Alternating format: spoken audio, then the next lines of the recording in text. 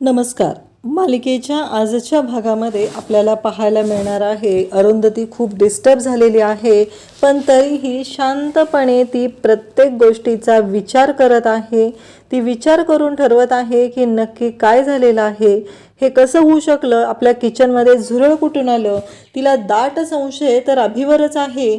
त्यामुळं तिने म्हणते की मला माहिती आहे हे सगळं कुणी केले आणि या सगळ्याच्या मुळाशी मी नक्की जाणार आहे, असं अरुंधती बोलत असते. आणि त्याच वेळी अभि म्हणतो की तुझा माझ्यावरच संशय आहे, आणि असं म्हणत अभि तिथून रागाने निघून जातो. त्यावेळेस अरुंधती म्हणते की कसं आहे माहिती आहे का, या सगळ्याची जबाबदारी मी घेतली होती. आता हे सगळं माझ्यावर येऊन थांबलेलं आहे, हे सगळं माझ्यामुळे झालेलं आहे, या सगळ्याला मी जबाबदार आहे. त्यावेळेस निशा म्हणते की काळजी करू नका मॅडम, सगळं व्यवस्थित होणार आहे.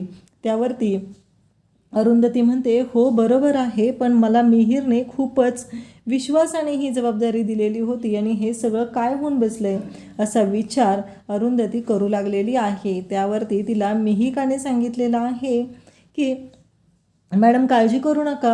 आणि तेवढ्यात अरुंधती वरती पाहते तर तिला CCTV कॅमेरा दिसतो. म्हणजे मिहिरने आधीच या सगळ्यांची सोय करून ठेवलेली आहे. किचनमध्ये CCTV कॅमेरा लावलेला आहे. म्हणजे नक्कीच अभिने काय काय कारस्थान केले, कशा पद्धतीने हे सगळं केलेलं आहे ते अरुंधतीच्या समोर येणार आहे.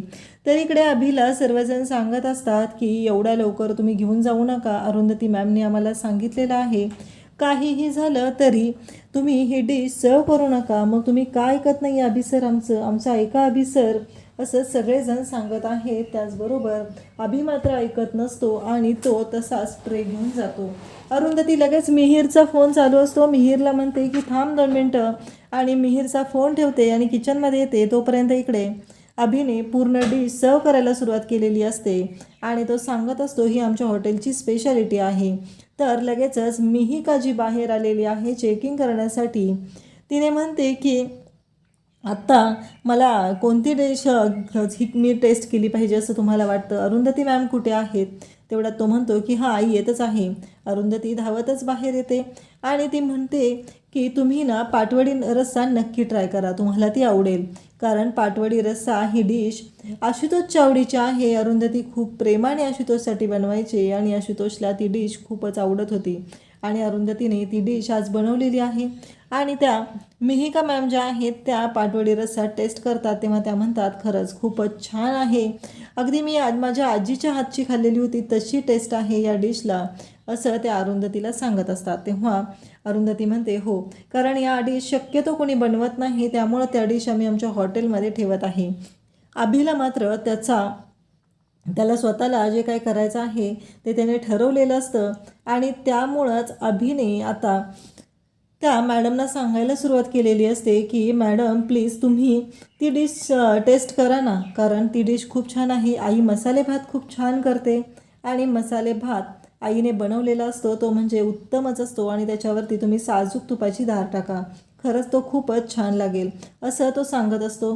आणि त्याचबरोबर तो मिहिकाला म्हणतो की तुम्ही नक्कीच ती डिश ट्राय केली पाहिजे. आता मिहिका पण ती मसाले भाताची जी डिश आहे ती टेस्ट करण्यासाठी घेते आणि त्याचबरोबर तिने त्यात चमचा हे केला की लगेच त्यातून तिला झुरळ दिसतं. म्हणजे हे सगळं प्लॅनिंगपूर्वक केलेलं असतं आणि या प्लॅनिंगचा खरा सूत्रधार असतो ती म्हणजे संजनाने हे सगळं जाणीवपूर्वक केलेलं आहे. मिहिका ओरडायला सुरुवात करते.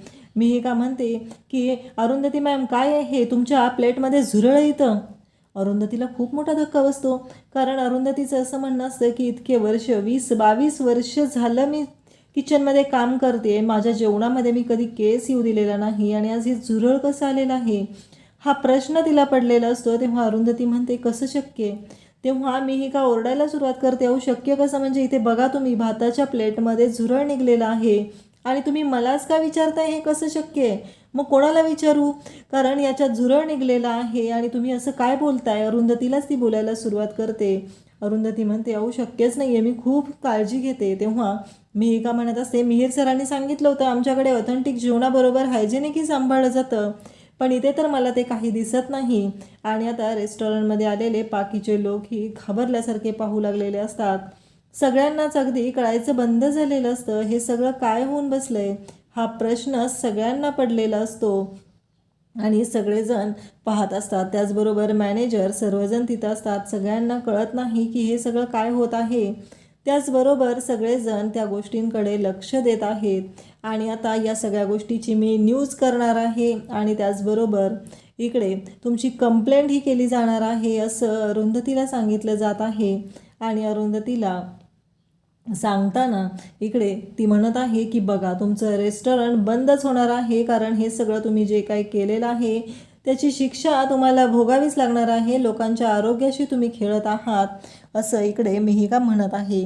त्यानंतर ती बाहेर येते आणि संजनाला फोन करते की सगळं व्यवस्थित झालेलं आहे, काळजी करू नको. संजना म्हणते आता पुढं काय करायचं तुला माहिती आहे ना. इकडे संजनाने खूपच मोठा डाव रचलेला असतो आणि बिचाऱ्या अरुंधतीच्या तो डाव मात्र लक्षात आलेला नसतो. अरुंधती मात्र विचार करत बसले की हे सगळं काय होऊन बसलं, मला कल्पना पण नव्हती हे सगळं काय झालेलं आहे. मिहिरने केवढ्या कष्टाने हे रेस्टॉरंट उभं केलेलं होतं, त्याच्या आईचं स्वप्न होतं, पण हे सगळं काय झालं असा प्रश्न अरुंधतीला पडत आहे. अरुंधती बिचारी विचार करत आहे हे सगळं काय होऊन बसलंय.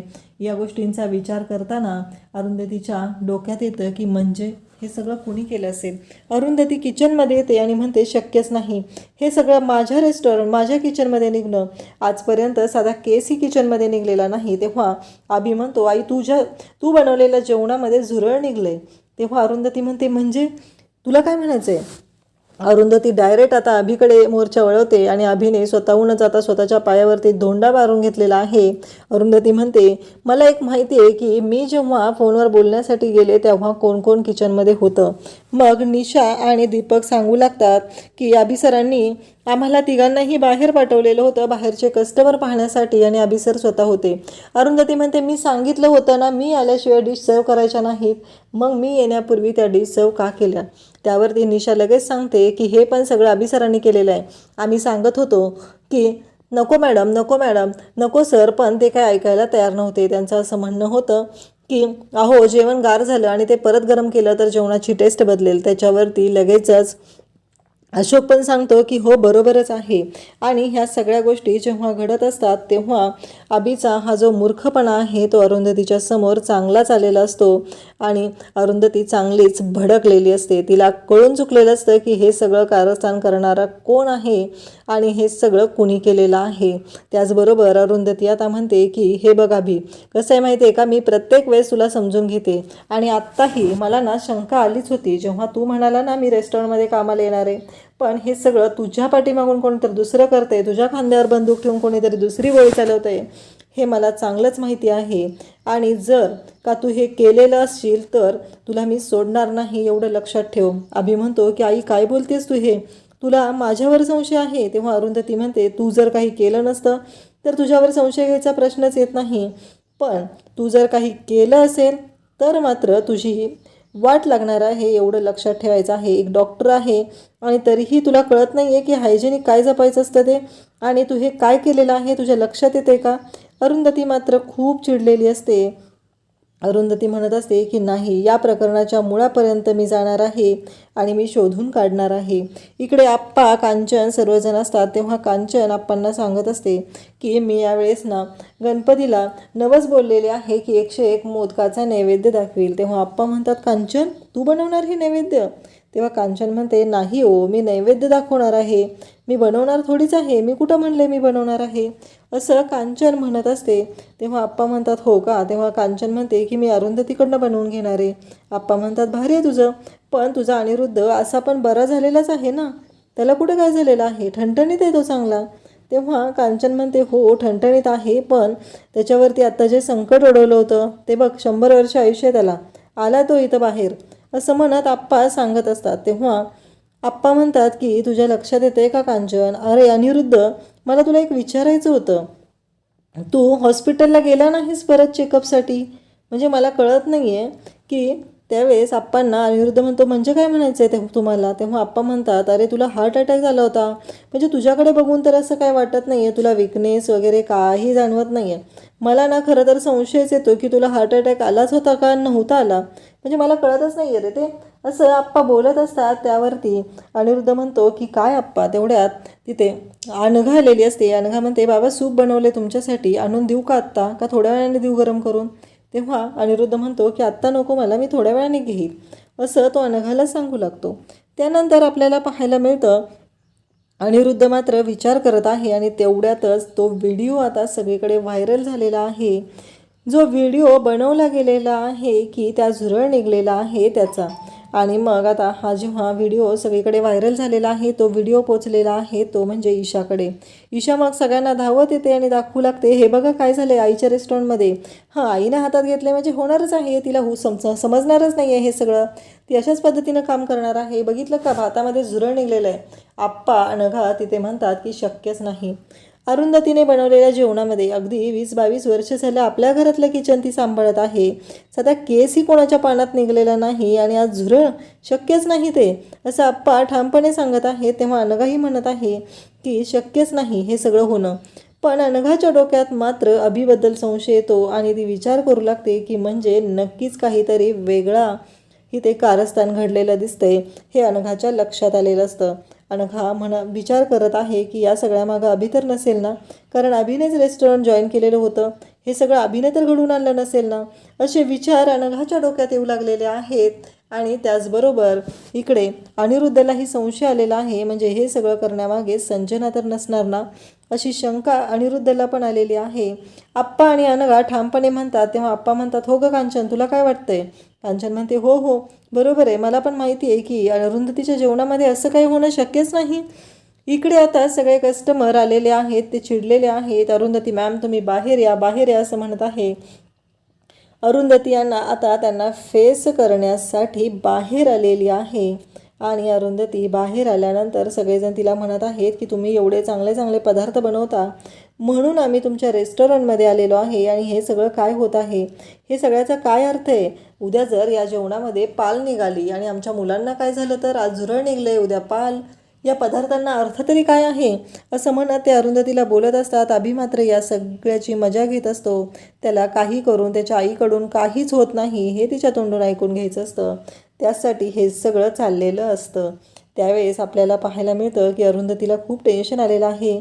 सगळे कस्टमर हे आता हॉटेलमधून निघून गेलेले आहेत आणि अरुंधती विचार करू लागलेली आहे. अरुंधती म्हणत आहे की काहीही झालं तरी मला माहिती आहे की हे सगळं शक्यच नाही. अरुंधतीला खात्री आहे की हे सगळं होऊ शकत नाही. आणि मग अरुंधती पुन्हा म्हणते की मला माहिती आहे की रेस्टॉरंटच्या किचनमध्ये कोण कोण होतं. अभि म्हणतो की सरळ सरळ तू आई माझ्यावर आरोप करायला लागलेली आहे. तेव्हा अरुंधती म्हणते, मला जे वाटते तेच मी बोलत आहे आणि या सगळ्याच्या मुळाशी मी नक्कीच जाणार आहे. आणि अरुंधतीचं वरती लक्ष जातं आणि तिच्या लक्षात येतं की CCTV कॅमेरा. आता CCTV कॅमेऱ्याचं फुटेज मिळवून नक्कीच अरुंधती तिकडे संजना आणि अभिला जेलमध्ये खडी फोडायला पाठवणार. थँक्यू.